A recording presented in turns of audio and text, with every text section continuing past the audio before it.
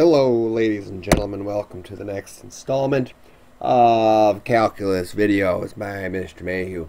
So, what we have here is a new section on what are called slope fields. I have a definition here for you. This definition is not going to make much sense until you allow me to describe what I mean. So, it's a slope field. It's a strategy for visualizing the solutions to a differential equation. So let's start this conversation with one of the basic differential equations. This one right here. We are looking for a solution to this differential equation. The solution to a differential equation is a formula. It's a function. We're looking for some function called y whose derivative is equal to the original function. And in previous videos and in class we have figured out that one particular answer to this might be e to the x. Why is that? Because if you take the derivative of e to the x, you end up with e to the x. So this is something that would satisfy the equation. 3e to the x also satisfies the equation, so does 5e to the x. Pretty much any equation c times e to the x will satisfy the given differential equation. What this means is that there are an infinite number of solutions to this, not just one answer, which is what you usually find in an algebra equation, but infinite possibilities for this equation y. Let's take a look then at a graph of some of these possibilities. Here we have a graph. And we have 1, 2, 3, 4, 8. Actually, we have 9 different solutions to the given differential equation. Y equals y prime. I'll just point out a couple of them. This green one right here, this is y equals e to the x. This one right here, this red one, that is y equals 3e to the x. These guys down here, this purple one, for instance, this one is y equals negative 2e to the x. And there's actually one that goes right down the middle here. Get this differential equation out of the way. This actually is another solution. This is the equation y equals 0e to the x. So I have this whole family of functions. They all represent solutions to the given differential equation. Now the only reason I didn't graph more of these things is because my calculator can only handle so many inputs. So I think I filled in almost all of the available y equals inputs on this thing. Here it is, y equals, sure enough there they all are, negative 4e to the x, negative 3e to the x, all the way through to 4e to the x. So I only had room for one more. I ran out of room. But let's say I had the potential, the possibility of graphing even more. Well, it might not necessarily be a good thing, because we have, I'm going to include one more right here. Let's go blue. This blue one right here is y equals 2e to the x. So presumably between y equals 2e to the x and y equals 3e to the x, there's yet another solution to this differential equation. What about y equals 2.5e to the x? It's also going to start down here somewhere, and it's going to probably do something like this. What about y equals 2.75e to the x? We're going to end up something like this. Somewhere in between those two, it's just going to get more and more and more cluttered. And these are all worthy solutions. There's not one solution that's any more correct than the other, and if I were to try to graph all of the solutions, my entire screen would end up just going black. That is a mess. Let's erase all this stuff. So this is where slope fields come into play. Slope fields are just a way of graphing all of these solutions in a way that kind of makes sense. It might not make sense at first, at least, but hopefully it will after a couple examples. One thing I'd like to add before I move on, though, is that every single one of these points on this grid this one, for example, every single one of these points has a solution to this differential equation that kind of goes through it. So this one right here, it also has a version of e to the x that goes through it. Maybe it looks something like this. This point down here, it has a version of e to the x that also goes through it. It probably is going to look similar to the other one, but comes down maybe a little earlier. Whoops, I missed it. Not only that, I wanted to do it in blue. Here we go. So maybe it looks something like this. Every point on this graph is associated with some version of e to the x. Even this guy way over here, it just means it's going to come up earlier. So keep that in mind as we continue our conversations down to this, which is a blank. Our goal is to visualize all of the solutions to this differential equation. So given this differential equation, just remember some of the basic definitions.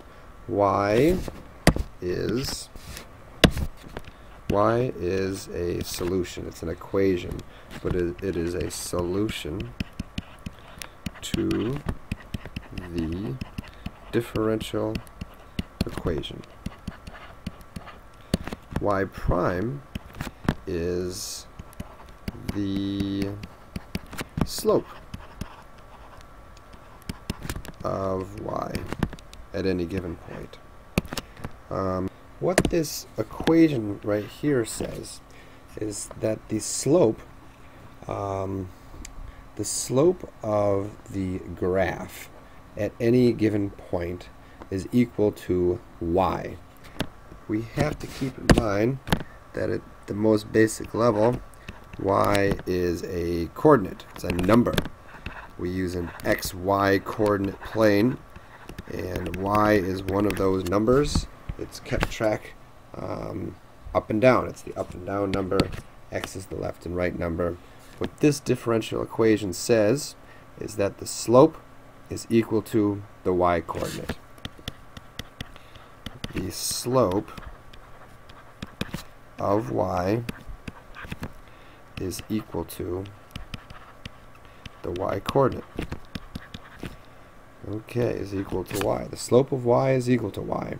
Let's take a look. Let's pick any given point. So we know that there must be some version of c e to the x that goes through this point right here. That is the point 1, 2, 3, 1. So it's going to look roughly like this. It's going to come up like this, and it's probably going to do something like that. I just don't know exactly what that equation is. I could find out pretty easily, but that's not what I want to do right now. Here's what I know about this graph. Right here I've kind of got a low slope. The slope of this graph increases as we move up the graph. It gets steeper and steeper and steeper. Well, here's what I know. Based on what the differential equation tells me, the slope at the point 3, 1 should be equal to the y coordinate, which is 1. At 3, 1, y is equal to 1. Therefore, y prime should be equal to 1, 2. We can represent slope with a little line segment. That is the first line segment of a whole field of line segments. Okay, this little line segment is rise over run. There's my rise, there's my run. That has a slope of 1. Let's try another point. Any point. How about right here? No, I don't like that one. Let's do 2, 1. So again, there is going to be some graph, some version of c e to the x that comes through and comes through that point 2, 1 and goes up somewhere. And the slope, as we move along, increases. It's kind of flat here, and then it increases, increases, increases, gets steeper and steeper and steeper.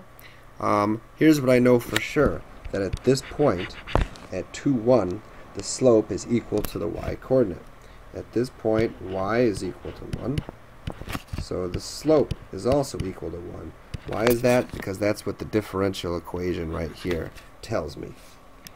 Any point that I choose that has a y-coordinate of 1 is going to have some graph that goes through it.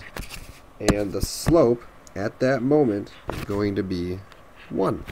The graph that goes through here is going to have approximately that slope, that slope, that slope. The versions, the c times e to the x graphs, they all kind of curve nicely like this. So these are just kind of little approximations. Think of these as little tangent lines of those graphs at those points. So we have a whole row going across with identical slopes. How about this point right here? That has coordinates 2, 0. At that point, the y-coordinate is 0. According to the differential function then, the slope of whatever solution that goes through this point must also be 0. So that's going to be true of all the points along this x-axis. All of these points have y-coordinates of 0, and so they're also going to have slopes of 0. And let's just do a couple more, because we don't want to spend the rest of this time filling in every single dot. It would take forever. But let's just take a look down here. How about this guy? This is the point 2, -3, 2, -3, and we get something that looks like this. There's going to be a graph that goes like this. At the point 2, -3, this graph is going to have a certain slope. Well, guess what? That slope is going to be equal to -3. -3 is fairly steep. Something like this. All the points down here are going to have slopes associated with -3. So, I'm going to press pause. I'm going to fill in this whole slope field. Give me a moment. Here we go. Here's a completely filled out slope field now, and we have each row here that represents the different slopes. Up here, y prime equals 4. That's because the y-coordinates up there are all 4. Here we have y prime equals 3, y prime equals 2. Down here we all have negative slopes, so these slopes are pointing down instead. Let's compare this to the 9 solutions that we graphed before up here. So here was just 9 solutions, and it was the best we could do. And I can pick one at random, and it just kind of goes like this, and it follows this kind of swooping pattern up and to the right there. Well, we could kind of follow the same curve. That one seems to go through 0, 1. So this point, this graph goes through 0, 1. So let's figure out where that one would be on here. What you can sort of do is like follow the tangents. I'm going to be looking for the one solution that goes to that point. Kind of like just follow the tangents, and kind of let the tangents point the direction of where these graphs should go. If I'm looking for the one that goes through maybe this point right here, I follow the tangents and let them kind of point the direction of where the graph goes, of where that particular solution goes. Okay, that's it for the introduction to slope fields. I'm sure we'll follow up on this and investigate it a little more thoroughly, but for now, consider yourself introduced.